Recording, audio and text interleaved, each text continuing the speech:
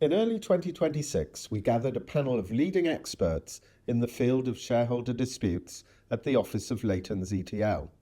The panel comprised Barrister Paul Mitchell KC from 4 New Square, forensic accountant Daniel Djanogly and tax expert Jamie Muirhead from Wilder Coe, and myself, Geraint Thomas, the head of disputes at Laytons ETL, with my litigation partner and regulatory expert, Ben Thorogood. Episode 1. A typical shareholder dispute. Let's take a typical shareholder dispute where, for example, you've got 4 people who have come together to build a new company, and that new company has run reasonably well for a couple of years. Business is beginning to grow, but relationships begin to fray, and the original shareholders begin to take more of a back seat.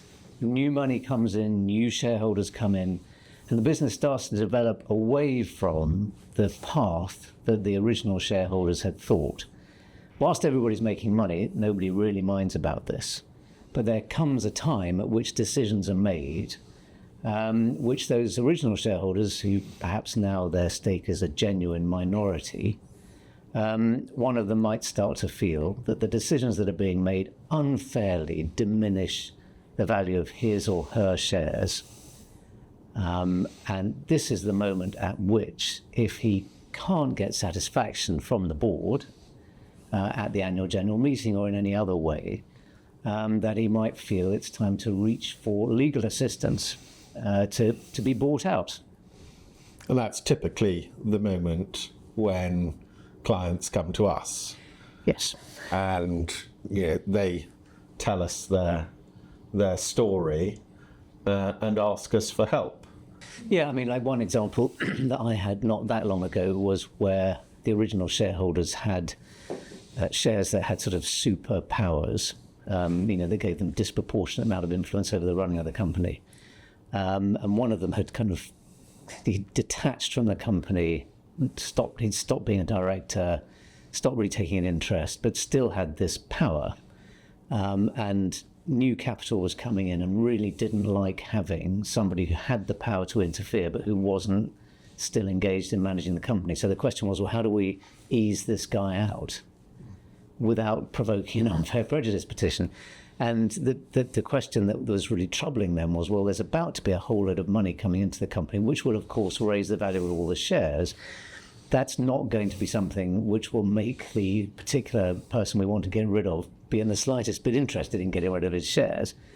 And this produces an intractable problem, because obviously if you make a decision with a view to depriving him of his shares, specifically for the purpose of not paying him what they would be worth after the decision, and the directors there were trying to justify their decision on the basis of, if we don't get rid of him, we'll never get this money.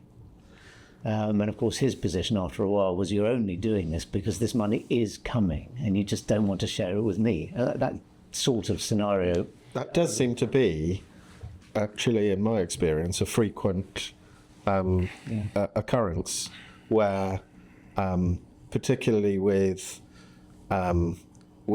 relatively new companies that are in the tech sector,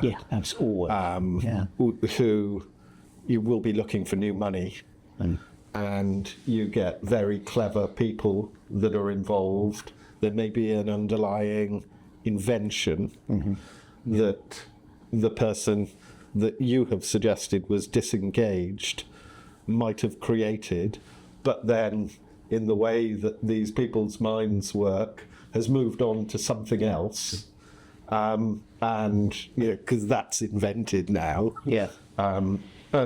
wants to see their baby do well, but maybe isn't so interested in the business machinations.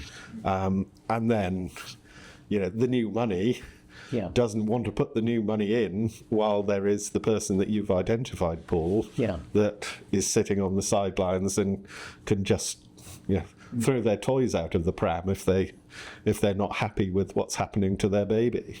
And that might also be the moment when I pick up the phone to you, Paul, and say, I have this new matter, or I pick up the phone to you, Daniel, and say, I've got this interesting new case.